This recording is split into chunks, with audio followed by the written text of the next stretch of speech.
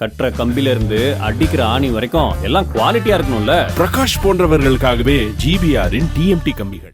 நெல்லை கிழக்கு மாவட்ட காங்கிரஸ் தலைவர் KPK ஜெயக்குமார் மர்ம மரணத்திற்கு இன்னும் விடை கிடைக்காத நிலையில் அவர் எழுதியதாக அடுத்த கடிதம் சிக்கியுள்ளது.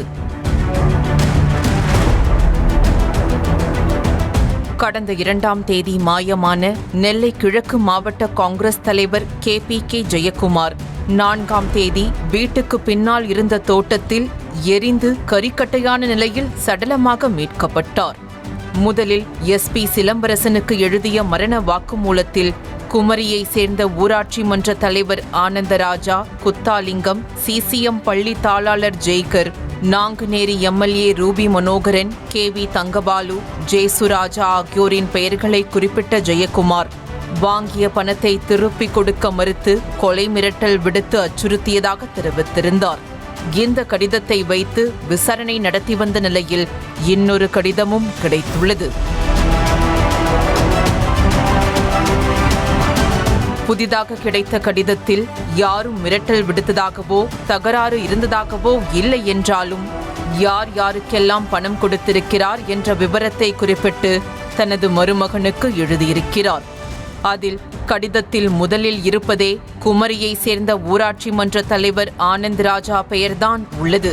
நில விவகாரத்தில் ஏதேனும் பிரச்சனை ஏற்பட்டால் 46 லட்சம் பணத்திற்கு 18 வருட வட்டியோடு சேர்த்து வசூலிக்க வேண்டும் என கூறியுள்ள ஜெயக்குமார், பள்ளி தாளாளர் ஜெய்கர் கொடுக்க வேண்டிய 30 லட்சம் பணத்திற்கு வட்டியோடு சேர்த்து வசூலிக்க வேண்டும் என எழுதி வைத்துள்ளார்.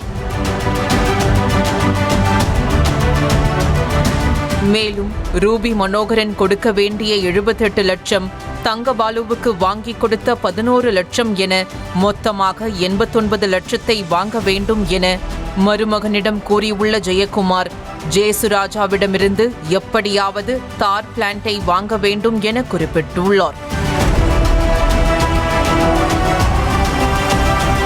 இது தவிர்த்து தாம் கொடுக்க வேண்டிய கடன் விவரங்களையும் தவறாமல் ஜெயக்குமார் எழுதி வைத்துள்ளார். கடிதத்தின் கடைசியில் குடும்பத்தினரையும் குறிப்பிட்டுள்ள ஜெயக்குமார், யாரும் யாரையும் பழிவாங்க வேண்டாம் எனவும் சட்டம் கடமையை செய்யும் எனவும் எழுதியிருப்பதற்கு பின்னணியில் தன்னை மிரட்டியவர்களை குறிப்பிட்டிருக்கிறாரா என்ற சந்தேகம் எழுந்துள்ளது.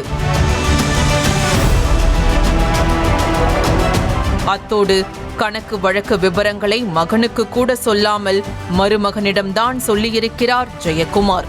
மேலும் கடன் கொடுக்க வேண்டியவர்கள் விவரங்களை தெளிவாக போன் நம்பரோடு சேர்த்து எழுதி வைத்திருக்கிறார்.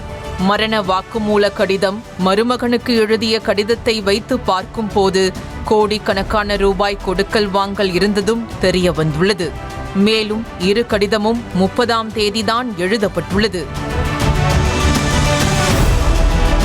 ஜெயக்குமாரின் மர்ம மரணம் கொலையா தற்கொலையா என்பது இன்னும் உறுதியாகாத நிலையில் கடிதத்தில் குறிப்பிட்டுள்ள சிலர்தான் அவரின் மரணத்திற்கு காரணமானவர்களாக இருக்கக்கூடும் என யூகிக்கும் போலீசார் தீவிரமாக விசாரிக்க தொடங்கியுள்ளனர்.